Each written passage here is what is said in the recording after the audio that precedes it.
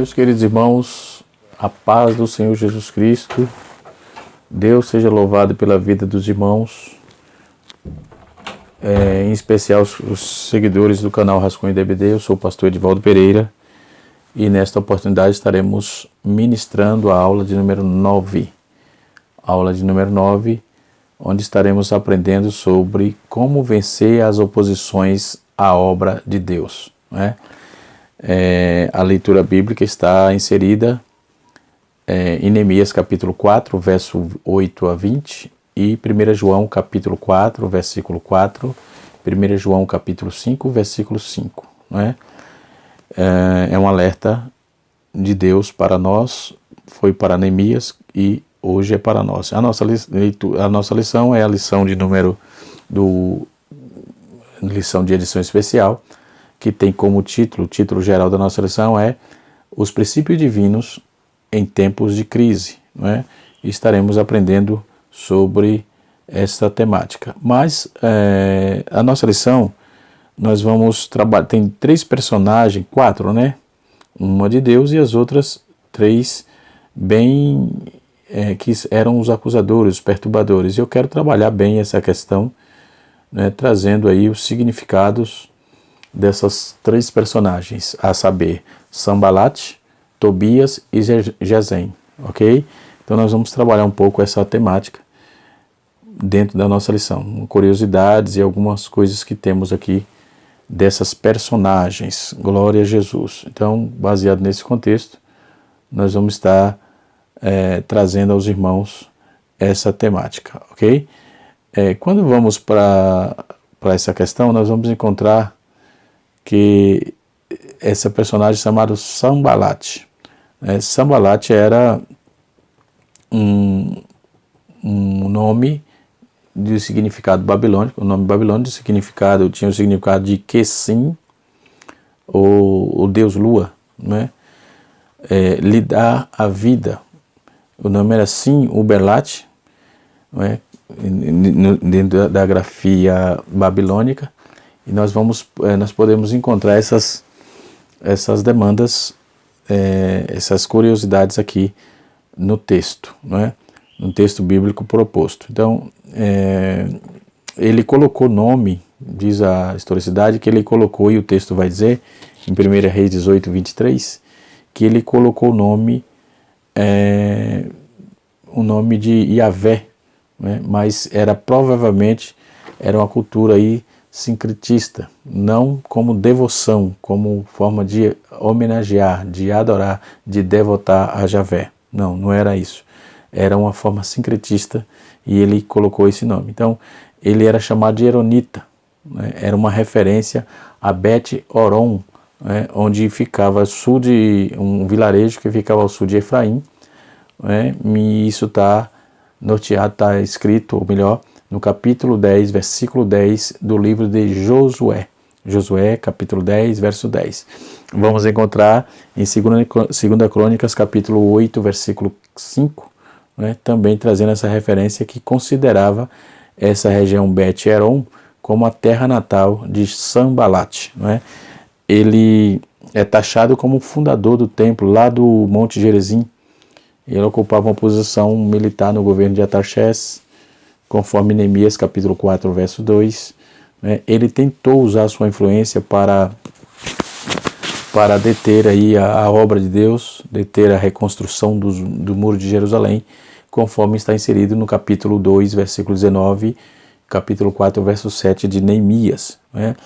Então essa proposta nós vamos encontrar também confirmações históricas. Quem gosta de se aprofundar na teologia acadêmica, nós vamos encontrar isso nos papiros elefantinos, né? Essas informações também constam naqueles documentos, né? Nesses documentos, né? Então, consta o nome de Sanbalat, escrevendo uma carta para Bagoas, ou Bagoas, quem era Bagoas? Bagoas era governador de Judá, nos idos de 445 a.C., né? E assim essa um pouco da síntese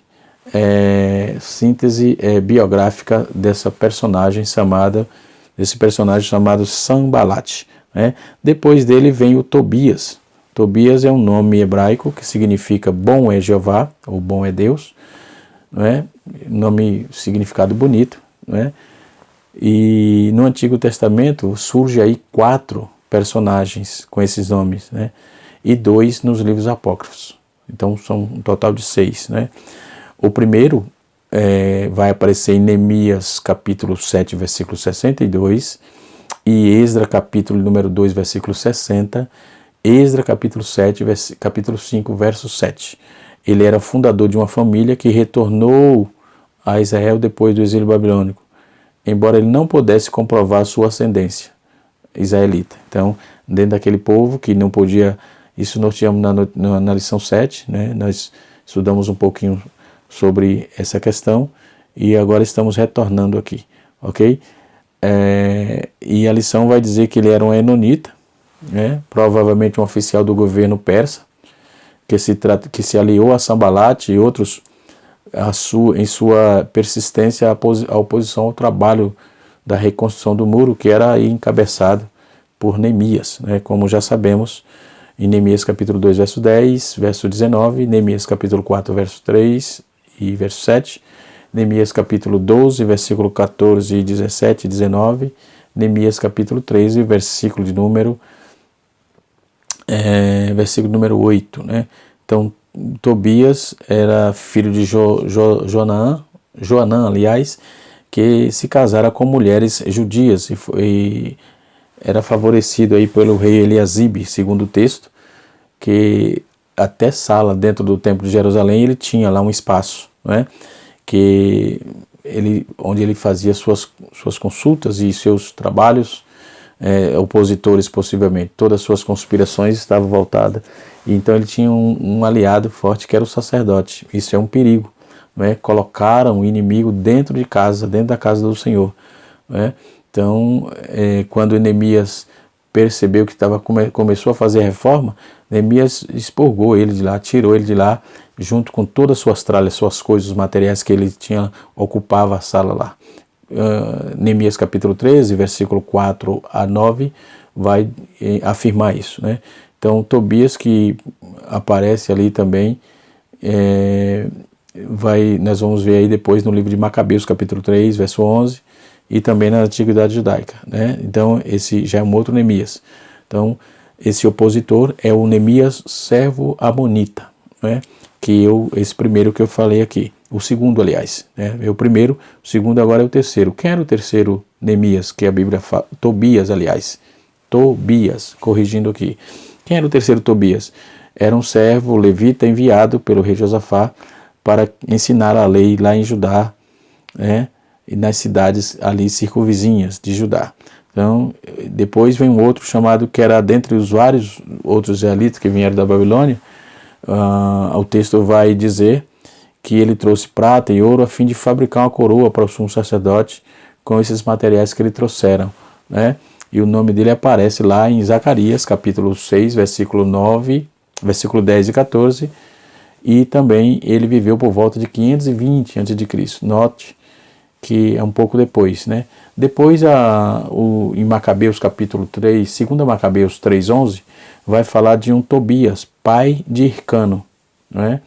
Depois, também um livro apócrifo vai falar sobre os filhos de Tobias, né? Que também tinha o mesmo nome que o pai, né? Então, são essas uma síntese biográfica desse cidadão, em especial o Tobias opositor, mas trazendo também uma historiografia desses 4 nomes na Bíblia e os 2 no livro apócrifo, ok? Espero poder ter elucidado isso aí. Depois vem o Gesem. Gesem era uma palavra árabe que tinha um sentido de chuva, né? E aparece também outros significados possíveis, tais como o volume ou substância, substâncias. Gesem foi um árabe inimigo de Judá e de Neemias, né? Na Bíblia não tem muita referência sobre ele. As enciclopédias também não achamos muita coisa sobre ele, né? E assim sucessivamente.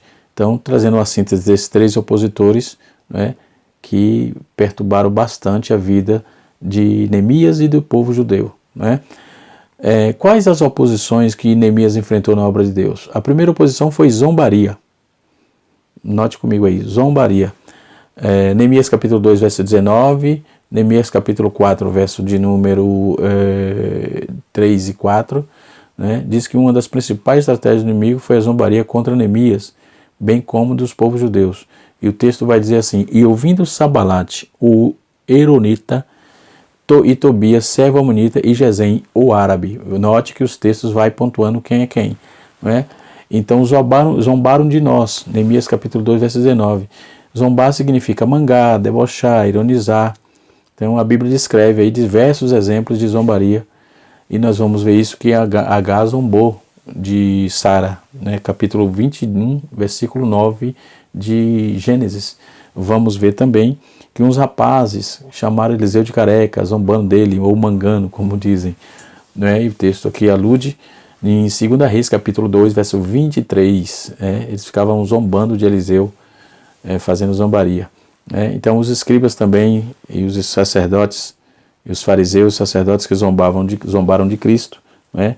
Conforme Mateus capítulo número 15, Lucas capítulo 15, versículo 31 de Mateus, e Lucas capítulo de número 16, verso 14, bem como Lucas capítulo 22, verso 63.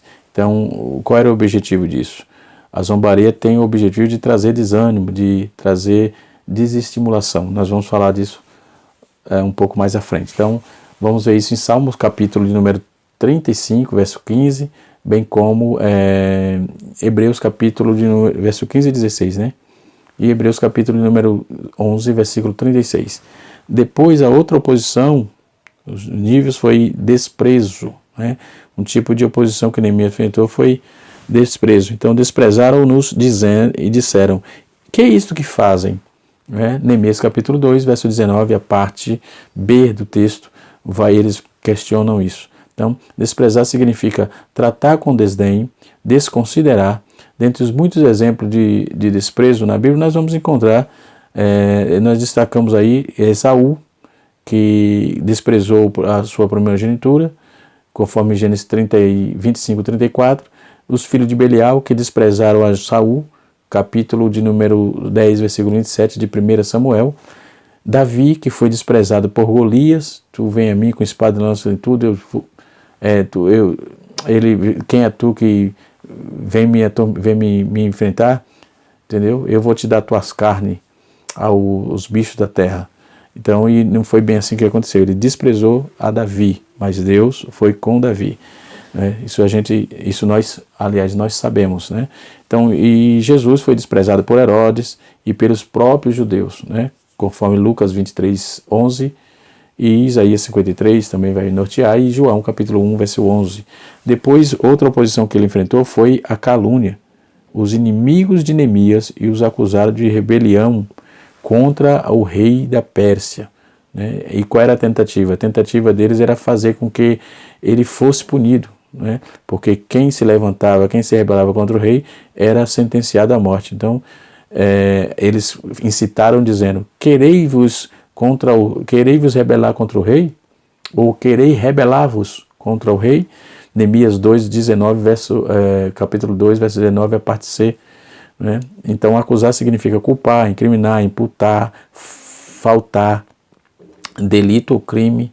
Isso tudo está dentro dessa questão. Então, a calúnia é uma das principais armas usada pelos inimigos opositores da obra e do povo de Deus, conforme Esdras capítulo 4, versículo 1 a 16. Né? Vamos ver isso em Jó também, em Mateus, Marcos, Lucas, e assim sucessivamente. Então, depois disso, a outra oposição que ele enfrentou foi a difamação. Né? A difamação foi também atribuída. Eles tentaram difamar o Neemias, né, e o povo de Israel. Então, como Neemias não caíram nas calúnias e tudo, eles vieram com a difamação. E Sambalate e Gesem iniciaram uma campanha de difamação contra o povo de Deus e servo de Deus. Neemias capítulo número 6, versículo número 7, 5 e 7. Então, tudo isso era mentira, uma forma descabida de tentar se opor, né? Neemias 6:8 vai apontar que era tudo uma mentira que eles estavam montando, né? Que eles montaram, aliás. Então, Neemias tomou a atitude certa, ele se apresentou ao Senhor apresentou ao Senhor todas aquelas causas, conforme capítulo 6, verso 9 de Neemias. Então não ficou aí trocando farpa, batendo boca, fazendo pergunta, vou saber, vou querer saber, vou tirar pergunta. Ele não falou nada, ele foi direto entregar as causas na mão do Senhor. E o resultado nós já sabemos, né? E assim sucessivamente. Então, mas confiou que haveria justificativa, Deus justificaria. Então quem nos justifica é o Senhor. Paulo já trabalhava isso, que quem intentará acusação contra os escolhidos de Deus? Deus é quem os justifica. Capítulo 8, versículo 34 de Romanos. Então o diabo vive fazendo isso constantemente, né? E assim sucessivamente. Então devemos estar atentos aí e não desanimar por causa dessas armas maléficas, né? Por causa dessas armas satânicas. Aí vem o escárnio, uma outra oposição. O escárnio é um tipo de oposição que Neemias enfrentou. E sucedeu que, ouvindo Sambalate, que edificávamos o muro, ardeu em ira e se indignou muito. O texto vai dizer assim: e escarneceu dos judeus, capítulo 4, verso 1 de Neemias. E escarnecer significa zombar, tratar com desprezo, e a Bíblia não diz que devemos assentar na roda dos escarnecedores. Salmo 1, né? Deus não deixa se escarnecer. Gálatas capítulo 6, verso 7. Então devemos ter cuidado e também estar atento a todas essas questões, mas não tire pergunta, deixe tudo com Deus, né? Então é que nos últimos tempos aí surgiram aí muitos escarnecedores, conforme está escrito no texto em Pedro, em 2 Pedro e também em Judas, né? Então outro problema que ele enfrentou foi o desestímulo. Então os inimigos da obra de Deus e de Neemias e do povo de Deus, né, vai dizer assim: ele falou na presença de seus irmãos e do exército de Samaria e disse: que faz esses fracos judeus? Olha, eles estavam trabalhando na obra e o povo, os inimigos chamando eles de fraco. Capítulo 4, verso 2 de Neemias, né? Então eles tentaram diminuir a autoestima do povo, chamando o povo de fraco. Então devemos ter uma postura de Josué e Caleb e não ceder às investidas contra o nosso ânimo, né? Números capítulo 13, verso 30 e Números capítulo 14, verso 9. Outro problema que ele enfrentou também foi o desdém. Além de duvidar do avanço da obra de Deus, eles duvidaram também que a muralha permanecia em pé. O Tobias, ele disse, estava com ele Tobias, o Amonita, e disse: ainda que edifique, contudo, vindo uma raposa, derrubará facilmente o muro de pedra. Capítulo 4, verso 3. Então, os caras eram terríveis, vamos chamar esses.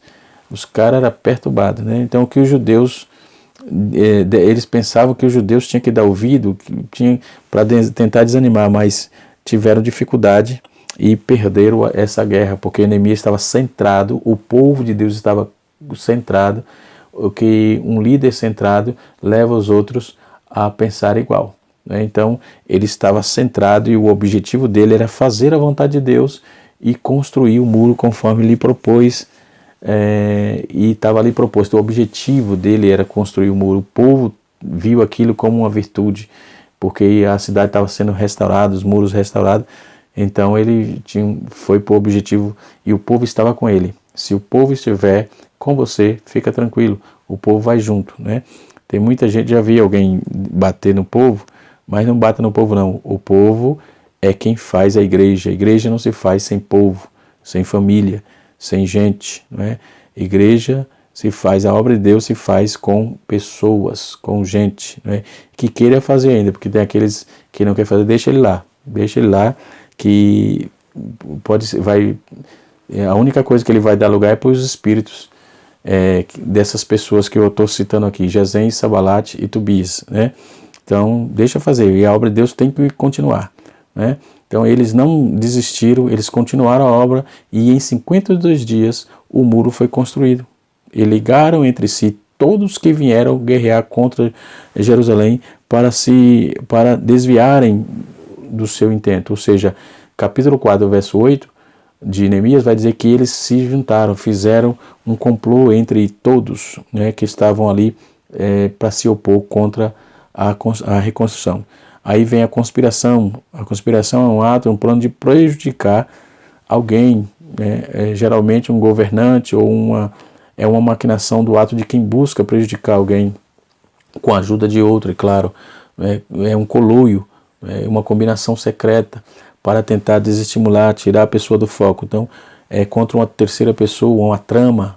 Ouvindo, o texto vai dizer assim, ouvindo Sanbalat e Tobias e os árabes e os árabios, os amonitas e os asdoditas que iam avante à reparação dos muros de Jerusalém, que as brechas já começavam a se fechar, iraram-se sobremodo e coligaram-se todos para virem guerrear contra Jerusalém e fazer uma confusão ali.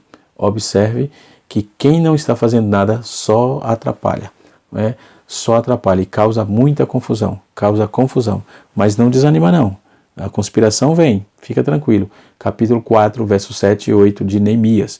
Deus está no negócio, vai à frente, desanima não, vai para frente. Depois, o outro problema foi a astúcia, Sanbalat e Gesem maliciosamente convidaram Neemias para uma reunião que supostamente iriam fazer as pazes, mas era mentira. O texto era mentira. Neemias não foi nessa não. E se tornaram para tentar se tornar amigos, fingir. A intenção deles era a pior possível. E o texto vai dizer, Neemias capítulo 4, verso 11, Neemias 6, 1 e 2, diz assim, e sucedeu que ouvindo Sanbalat, Tobias e Gesem, o árabe, e os restos dos inimigos que tinham edificado o muro, mandaram dizer, vem e congreguemos-nos juntamente nas aldeias,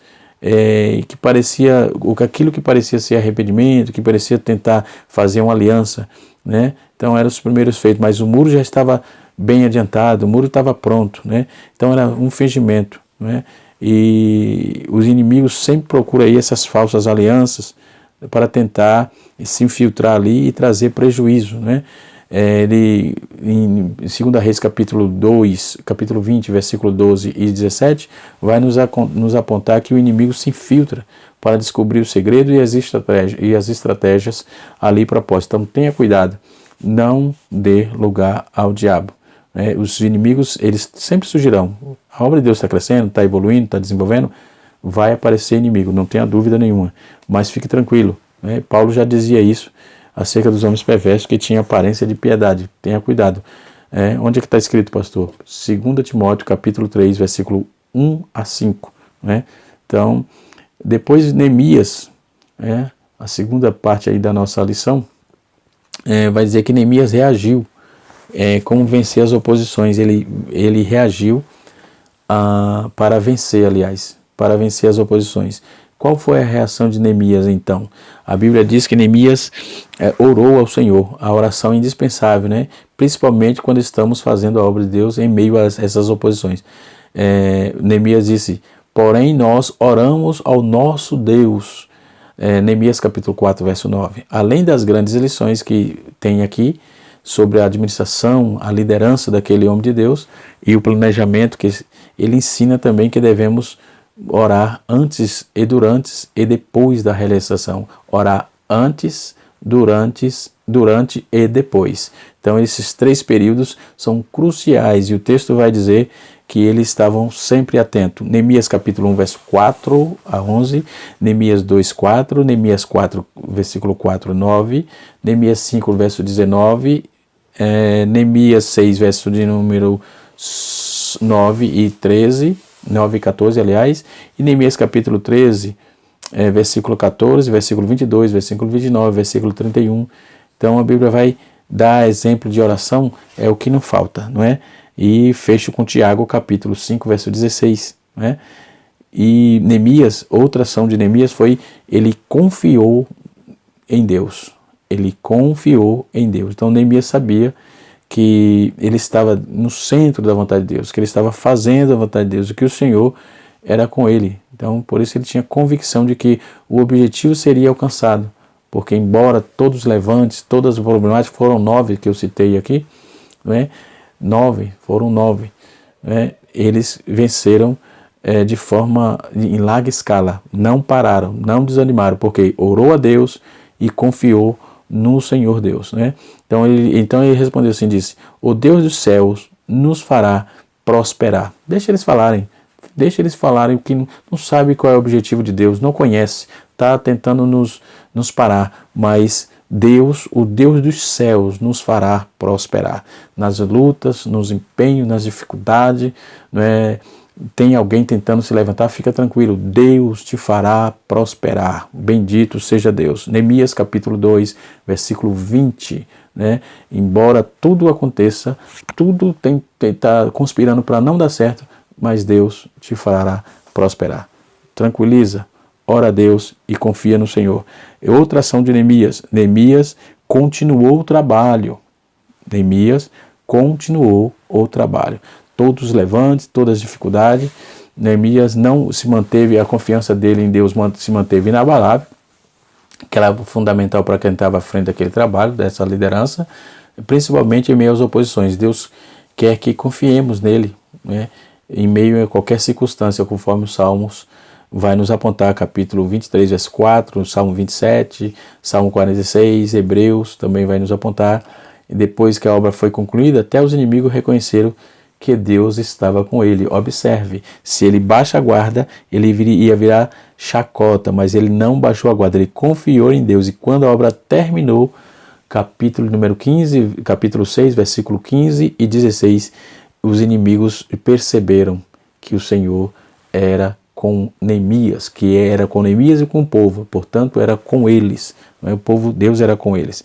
Então Neemias não parou, continuou o trabalho, não é? Então aqui a confiança que ele tinha em Deus motivou o povo e para continuar o trabalho. Então para que ele não desse ouvido àquele povo, aos opositores, ou desviar o povo da atenção, do foco, e com certeza ali a obra de Deus, se eles dessem ouvido, a obra de Deus não sairia, porque era a intenção dos opositores fazer desdenho posterior. Não conseguiram, tá? Entendeu? Vocês são um monte de fanfarrões, né? E assim sucessivamente, as raposas vão derrubar, e tudo aquilo que nós já vimos na nossa lição aqui proposta, né? Depois Neemias preparou-se para a batalha, né? Toda aquela amaranhada de problema, Neemias entendeu que era necessário aumentar a segurança. Neemias capítulo 4, verso 9 e versículo 13, também do capítulo 9, capítulo 4, verso 9 a 13. Né? Os inimigos dos judeus estavam dispostos a deter a obra e intentaram armar ciladas, melhor, para atrapalhar, para tirar a vida, para tentar contra a vida do homem de Deus, mas Neemias tomou algumas atitudes, né? Então pus guarda nos lugares baixos, por trás do muro, e nos altos, e pus ao povo pelas suas famílias, para as suas espadas, e pus ao povo pelas suas famílias, com as suas espadas, e com as suas lanças, né? E com os seus arcos. Capítulo 4, verso 13. Neemias mostrou aí que era preciso ser vigilante contra os inimigos, né? Então Neemias estava preparado e deixou o povo também preparado. Bendito seja o Cordeiro. Neemias capítulo 4, verso de número 16 a 18, e Neemias capítulo 21, versículo 20, capítulo 21 e até o capítulo 23 vai nortear essa demanda. Bendito seja Deus. Temos que vigiar e temos que estar preparado. Bendito seja Deus. Neemias animou o povo. Outra ação de Neemias, né? Então o coração do povo não se inclinou ao ouvir os escárnios, a zombaria, o desprezo. O povo topou aí, tapou os ouvidos para os inimigos e deu sequência na obra. Vamos para frente, né? Até porque se parasse de fazer a obra, né, ia atrasar tudo, enfim. O povo, aqueles incrédulos, mesmo o povo deu sequência, tapou os ouvidos e concentrou aí nas energias físicas, mentais, emocionais, para a edificação do muro. Havia um propósito, e o propósito estava no coração de Deus, foi para o coração de Neemias, e Neemias passou isso para o coração do povo, então nada ia parar. Se o povo estava com Neemias em favor da obra e trabalhando com Neemias, a obra não parou, tocou o barco. E assim edificamos o muro, e todo mundo se completou até a metade da sua altura, porque o coração do povo se inclinava a trabalhar. Capítulo 4, verso 6. de Neemias. E Neemias conscientizou os judeus pela vida dos seus familiares que estavam em perigo, e por isso eles teriam que planejar ou que pelejar também por eles, né? Então pelejai-vos, vossos irmãos, vossos filhos, vossas filhas, né? Vossas mulheres, vossas casas, capítulo 4, versículo 14. Então essa atitude de Neemias fez lembrar que o diabo, nosso arqui-inimigo, nosso maior adversário, peleja, mas não apenas contra nós, mas contra tudo que se chama Deus e contra a obra de Deus. Então podemos observar que Neemias encorajou o povo, né? E a Bíblia vai dizer que Neemias teve coragem, convidou Samaías. Quando Samaías convidou ele para fugir do inimigo, a resposta foi: um homem como eu fugiria? Capítulo 6, versículo 11. A coragem de Neemias procedia da fé que ele tinha no Senhor, né, que ele tinha no Deus dos exércitos. Então a fé foi sempre uma marca obrigatória na vida dos personagens bíblicos, chamado por Deus, convicto, né?